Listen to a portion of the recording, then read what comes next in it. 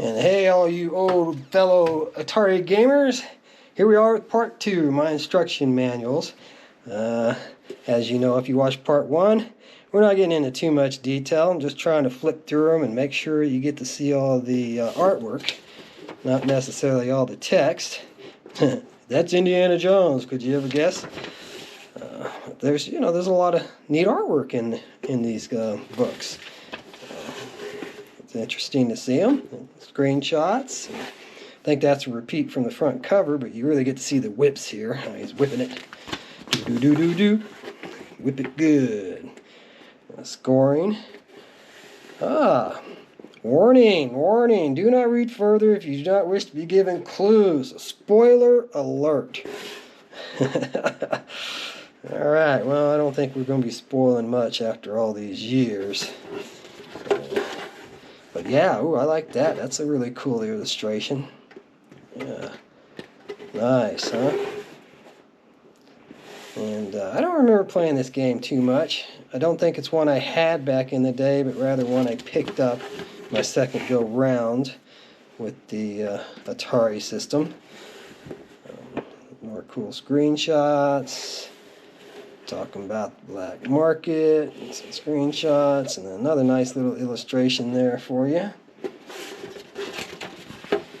And then items in the game, magic flute, coins, grenades, keys, looks like a key, a whip, and parachute, timepiece, revolver, bullets, got bullets to spare, an ankh, chai, hourglass, and a shovel. So do not continue reading. Ooh, so another helpful hints.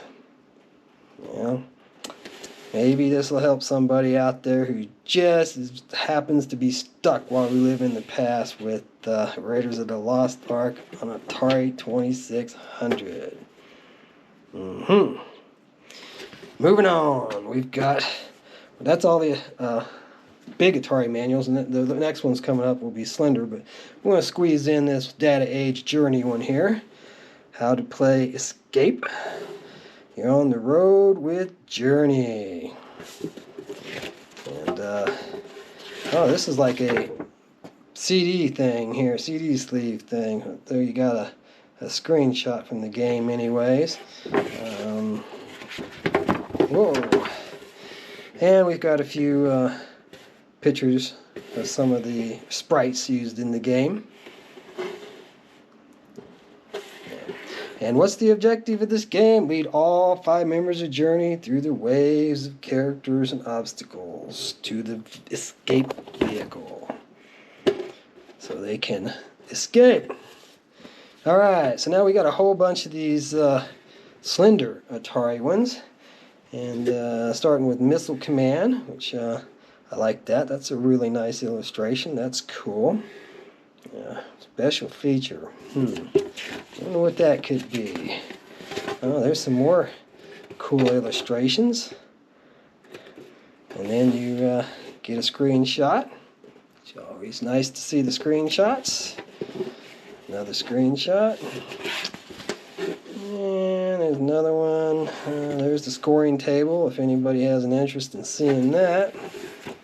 And the old colorful game matrix. And then all the rest of these that I have are black instead of that white. Starship, but they've all got a nice illustration, at least on the cover of them. And we're looking at some sprites here from the game, and a screenshot, and another screenshot. Yeah. And a couple more screenshots. Nothing really special to see there. And 1-player games and 2-player games. And there's your game program. Pardon the warping. It's a zoom lens. Best way to get a real good picture of these. So that was Starship. Now we've got Space War. That's a pretty cool illustration there. And flip flipping through the pages. Doesn't look like a whole lot of interesting, but there's just a screenshot. You can tell this was an early basic graphic game. And really nothing else to see here, unless you want to see the matrix again.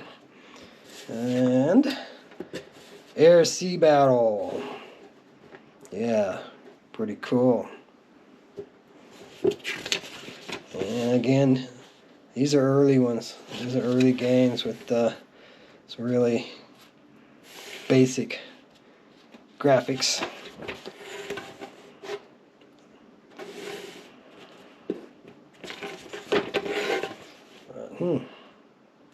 This one's probably a little more cool than I remember it being, actually. It looks like it's got a number of different levels and characters in it.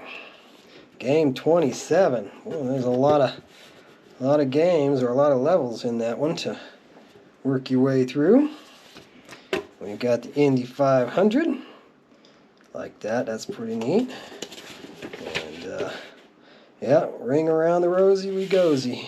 It used the knob controller rather than a joystick, which a lot of the driving games did.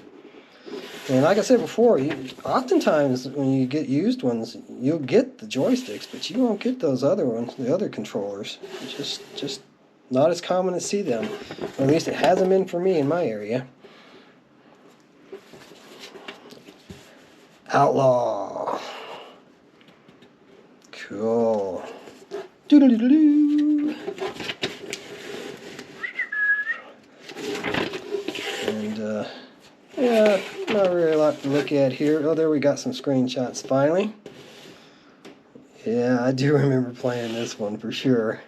And the screenshots do bring back memories, especially the wagon there. That's funny. Yeah, remember that one better than I thought I did. Hangman. That's a really interesting. We've got bugs, we've got monkeys, we've got fish, all kinds of stuff in there. Oh, this is a fold-out one. And there you go. That's what the game would have looked like if you were playing it. They didn't even put a lot into that in a manual. Skydiver. Cool. And there's you a nice screenshot from that game. It's another one of these fold-outs. I like that. How to move. Home run. Play some baseball. Oh, that's just a very, very down and dirty one there. Not much to it at all. Basketball.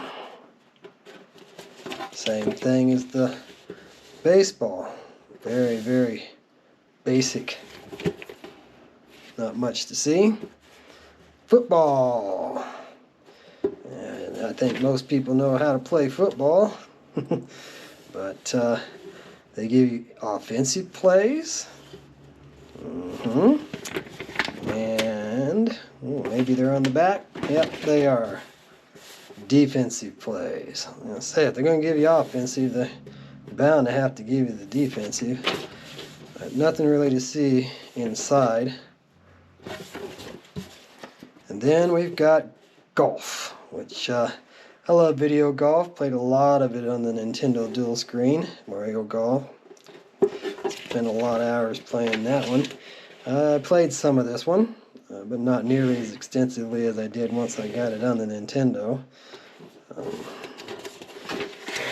Love golf on the video games, not so much in real life. Putt-putt would be more my speed. And it's funny, all the graphics and how they drew the guy swinging the stuff. And water hazards. Yeah, water is a hazard. Oh, and here's your list of the holes and the pars. Then we got miniature golf, which I just said. A little bit more my speed here. Putt for the fun of it. Putt for the fun of it. Yeah. Oh, we got a lot of nice screenshots here to look at. Well, surprisingly, I still have enough of these to go through, and I'm not going to wrap it up in this episode, so I guess there's going to have to be a part 3 if you want to find out how to bowl on your Atari.